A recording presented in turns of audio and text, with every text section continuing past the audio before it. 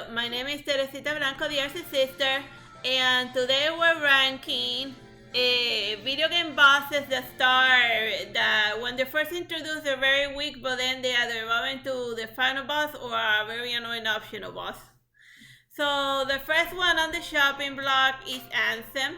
I mean, by now everyone knows the joke behind it, but when he first showed up in the original Kingdom Hearts, he was just some guy in like robes and saying creepy things at you, and then he disappeared for more half the game. So he didn't seem like a threatening figure, just some guy who showed up, and that's it. So based on his introduction and how strong he ended up being, I guess we'll just let's move this. Oh yeah. It moved to someone else. Oh yeah, an A rank is good. Yeah, for Ansem, A for Ansem. Yeah. A for Ansem. Plus, it's iconic by now. Yeah, everyone's in on the joke at this point. Ansem, Xehanort, and his army of clones. Yeah, He's basically evil Rick by this point. Oh yeah, the concept of it with his past self, his future self, his middle self, and I don't know. And like the C-Blade word. And the X-Blade, and the T-Blade, and the S-Wife. It got dumb at a certain point. Yeah. Like, I checked that okay, well, we're not here to critique the Kingdom Hearts series, because then we'll never end.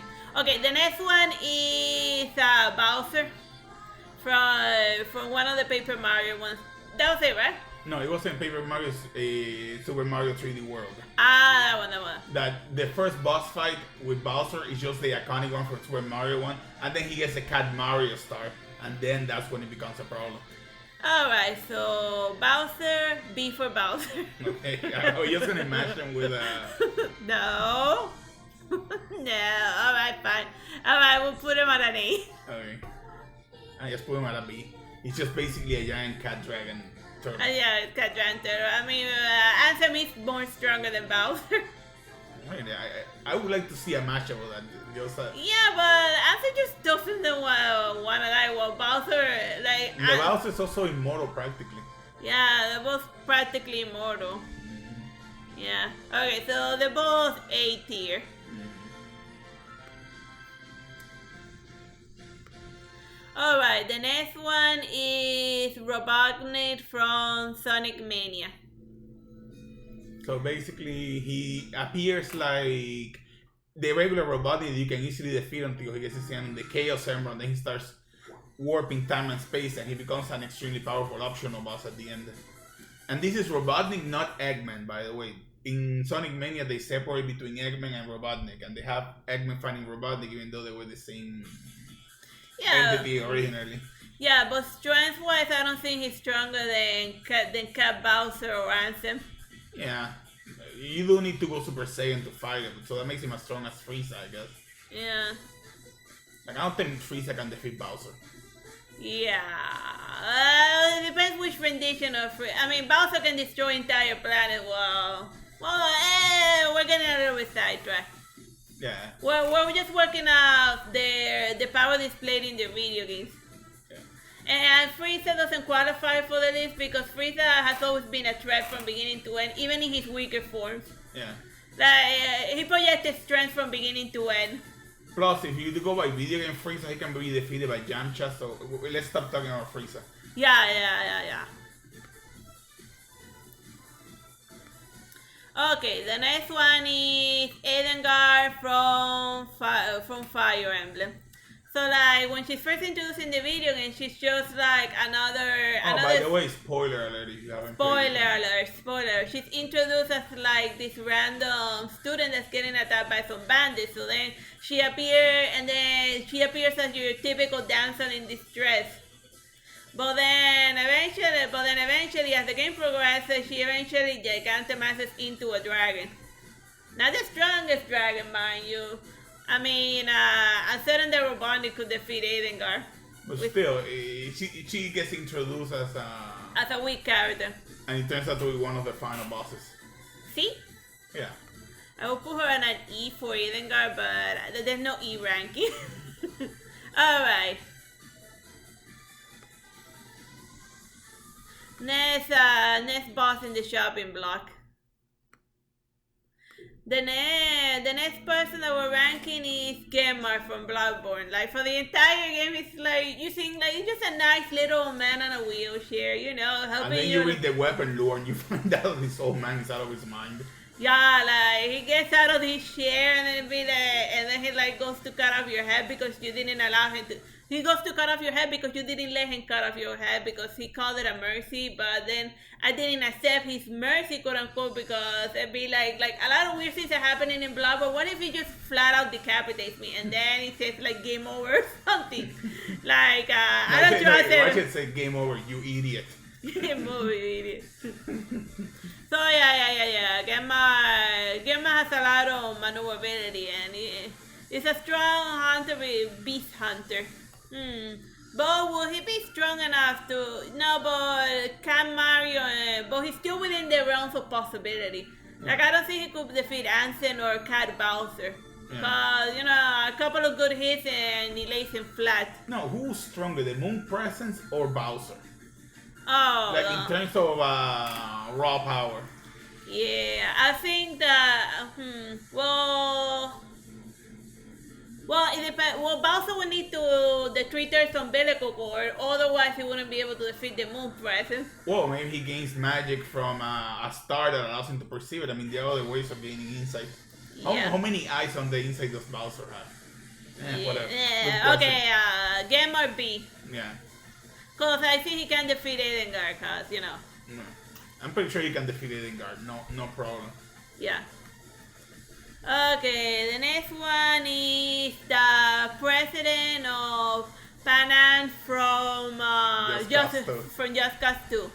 Like, he's just introduced as your typical tropical dictator, and then you really don't think, you mean like, it's just some guy. How much problem can he possibly give you? And then he becomes the final boss who like shoots at you while riding a missile. While riding multiple missiles. Multiple missiles. With a bazooka that can one-shot you. With a bazooka that can one-shot. It's like something out of Bayonetta. He's as strong as Bayonetta. Yeah, like I'm not entirely sure Bayonetta can defeat the president of Panam, and he's a bullet sponge. Like even in the third part, where you fight the president of the Italian place, you can just defeat him by crashing his helicopter. But the president of Panam, no. No, he doesn't go down easy. Yeah. So yeah, B. Yeah, está very. Oh yeah, the other one is. Oh yeah, let me. But he's comically powerful. Yeah. Okay, the next one is Kefka from Final Fantasy VI. When he's like first introduced, it's just like the core gesture, but also like it's just some clown. How bad can things get because of this jerk? And then like by the end by the midpoint, he's like crack the world in half, and like Armageddon. And then he becomes a god with multi-layers of bosses over monsters. Yeah, and then he becomes a boss sandwich. Yeah, so is he strong? Is he stronger than Ansem and Cow Bowser? Yes. Oh yeah. They haven't well, then again, Ansem has destroyed the entire planet. Yeah, but this is a literal god. I don't see Ansem defeating Kefka. Yeah. I don't see Sephiroth defeating Kefka as strongest. Yeah. Like, look at everything Sephiroth had to do in order to do Meteor. And Kefka did that with his own raw magic without needing any help. Yeah, and nobody could stop him. The planet was like a bitch compared to that. It's like, okay, yeah, go pray to your little planet. Use holy all you want. I'm still destroying this place. Alright, next jump on. Like, they don't stop Kefka. Yeah, they don't stop Kefka. Alright, the next one in the shopping block is Lucian from Radiata Stories.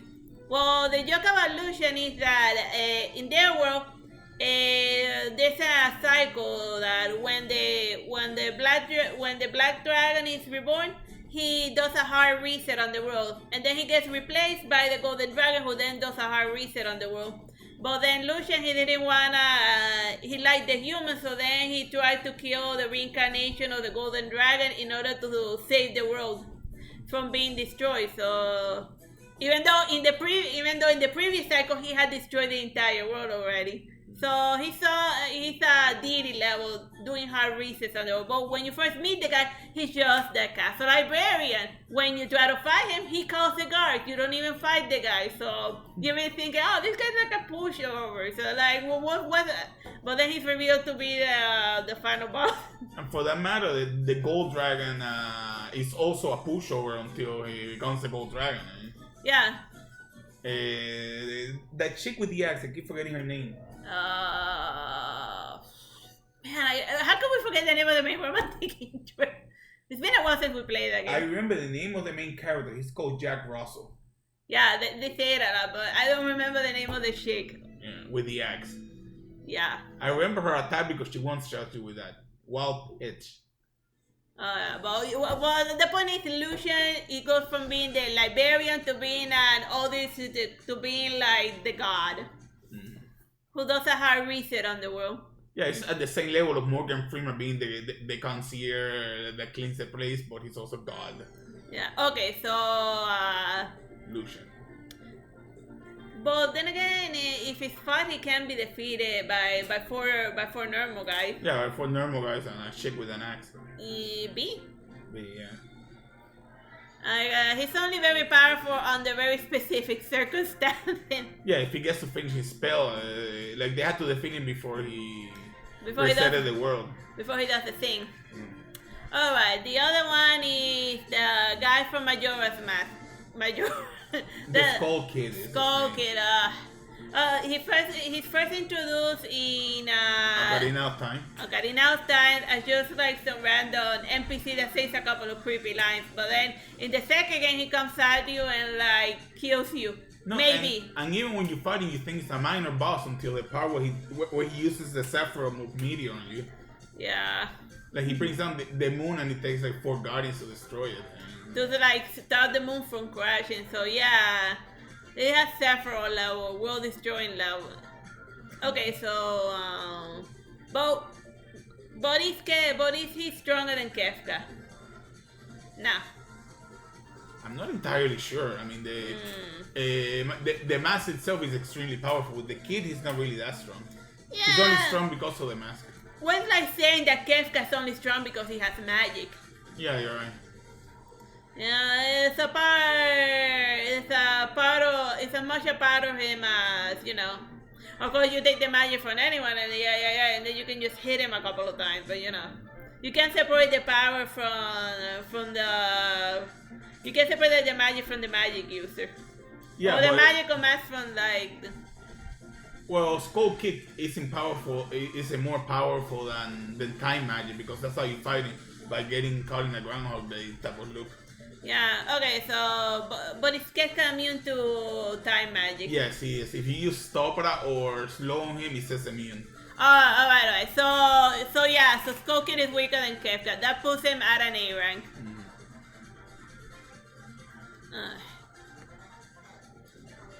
Oh man, I ended up racing another person. Fine. Alright, the next person on the shopping block. We can't like see it because the picture's kind of small. Oh yeah, let me zoom in. Like the final boss from Senran Kagura Beach Splash. She's introduced as like this dead angel, as this dead ghost chick. Her name is Ryoki. Ryoki. That's just, and you get to play as her a little bit with silly little water guns, and you be like, oh, that's just another character among the army of weak other main characters. And then she shows up with a boombox to kill you. Like she comes riding a boombox that shoots water and is also a demon, or she fights you with her casket that turns into the weapon from Gungrave. Yeah. Like it's a casket full of guns. Yeah. Okay, so but she still gets taken down by water gun. Yeah. D. Double D? Double D, cause Senran Kagura. For Senran Kagura reason, double D. Alright, then the final boss that we're gonna rank is the Shadowlord from the first Nier. Like when he's first introduced, he's just a guy protecting his daughter or a brother protecting his daughter. It depends which version of Nier you're playing, because right now there's 3 different versions of the game running around. The 2 original ones and the remake. Yeah, guest star replicant in version 1 point whatever. Now they started with that annoying thing about in numbers. Okay, but yeah, but he's introduced as a normal guy fighting with a pipe wrench. So yeah, you think he's pretty low in the totem pole until he evolves into like the Phantom Magic boss guy. Okay, so he's definitely stronger than Double D, and is he stronger than eidengard? I mean, she can just shoot fire at him. I mean, he's taken down by one guy with a magic book, Yeah. and eidengard can do magic. Yeah, but I seen him defeat a shade the size of houses, and remember that giant shade that attacked the town? He defeated that. Yeah, well, he has maneuverability. Yeah. He flies. Yeah, but Gonzalo said the dragon chick. The dragon chick also flies. yeah, he's not stronger than Eidengard. Yeah, I bet the president of Panam with all his military tech and also take him down as well as Robotnic. Yeah. Okay, see. Yeah, the shadowlord isn't that good power-wise. Alright. Okay. Alright, so those are all of the rankings. I hope you have fun with this little list. Bye bye and God bless.